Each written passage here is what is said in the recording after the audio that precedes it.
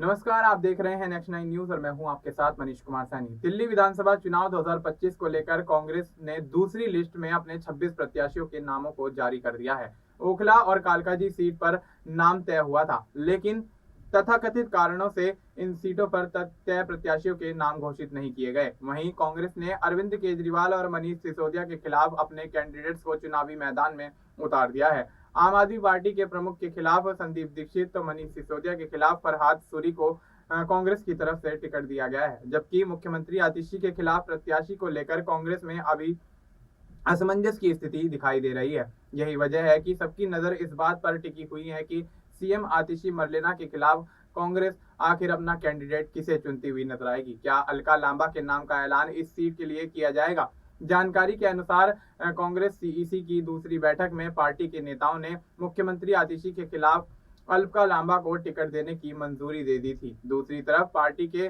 सूत्र ये बताते हुए नजर आ रहे थे कि अलका लांबा कालकाजी से चुनाव नहीं लड़ना चाहती हैं। साथ ही ये भी स्थिति स्पष्ट नहीं है कि वो सिर्फ कालकाजी से ही सीट से ही चुनाव नहीं लड़ना चाहती हैं या फिर किसी भी दिल्ली की विधानसभा चुनाव सीट से चुनाव नहीं लड़ना चाहती हैं। यहाँ पर इस बात का जिक्र कर दें कि जब लोकसभा चुनाव में उनका नाम कांग्रेस प्रत्याशियों के रूप में उछाला गया था, तो उन्होंने एक सवाल के जवाब में ये कहा था कि अगर पार्टी उन्हें चुनाव में लड़वाएगी तो मैं चांदनी चौक से चुनाव लड़ना पसंद करूंगी। दरअसल अलका लांबा ने 1994 में अपनी सियासी पारी की शुरुआत राष्ट्रीय छात्र संघ यानी NSUI से जुड़कर की थी।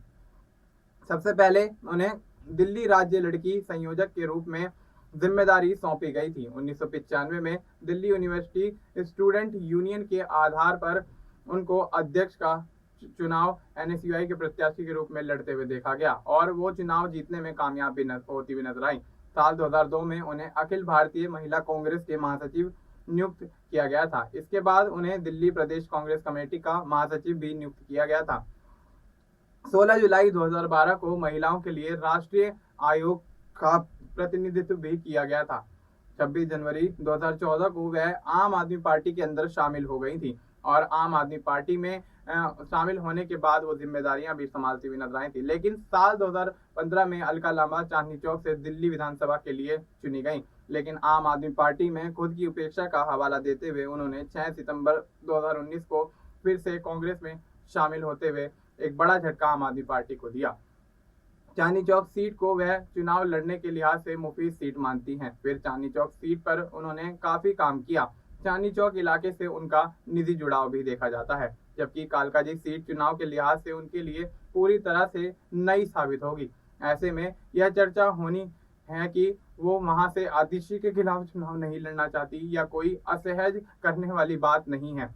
कांग्रेस ने मंगलवार को दिल्ली विधानसभा चुनाव के लिए 26 प्रत्याशियों की दूसरी सूची जारी कर दी है। इसमें एक प्रमुख नाम दिल्ली नगर निगम के पूर्व महापौर फरहाद सूरी का सामने आता हुआ दिखाई दे रहा है। उन्हें जंगपुरा से पूर्व उप मुख्यमंत्री मनीष सिसोदिया के खिलाफ चुनावी मैदान में उतारा गया है। जानकारी के अनुसार अलका लांबा दिल्ली की सीएम आतिशी के खिलाफ चुनाव लड़ने के लिए तय की गई थी। कहा तो ये भी जा रहा है कि इसको लेकर अलका लांबा से पहले ही पार्टी को अपना रुख साफ कर दिया था। बावजूद इसके केंद्रीय चुनाव समिति ने उनके नाम पर मोहर लगा दी। आपको बता दें कि जानकारी ये मिलती हुई नजर आ रही है कि अलका लांबा अभी भी चुनाव लड़ने के लिए पूरी तरह से तैयार नहीं है। कालकाजी विधानसभा की तरह ओखला विधानसभा सीट से कांग्रेस प्रत्याशी की घोषणा होनी थी, लेकिन उस सीट को लेकर अभी भी पार्टी ने प्रत्याशी के नाम का ऐलान नहीं किया है।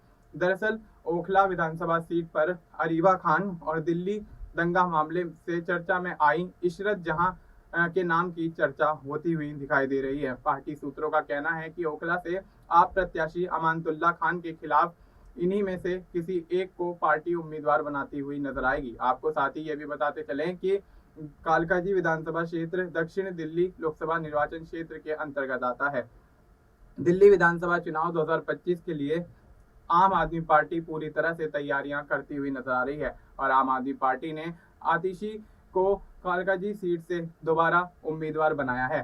2020 के विधानसभा चुनाव में आतिशी ने भारतीय जनता पार्टी के धर्मवीर सिंह को 11,393 वोटों के अंतर से हराया था। 2015 के विधानसभा चुनाव में आम आदमी पार्टी के अवतार सिंह ने बीजेपी के हरमीत सिंह को कालकाजी सीट पर 19,769 वोटों के अंतर से पराजित किया था। अब ऐसे में देखना यही होगा कि अलका लांबा के चेहरे को लेकर जिस तरह से असमंजस की स्थिति कांग्रेस के अंदर नजर आ रही है, तो क्या वाकई अलका लांबा चुनाव लड़ेंगी भी या नहीं, ये एक बड़ा सवाल बनता हुआ नजर आता है। फिलहाल आपको इस मुद्दे पर क्या कुछ लगता है, आप अपनी राय हमें कमेंट करके बता सकते हैं।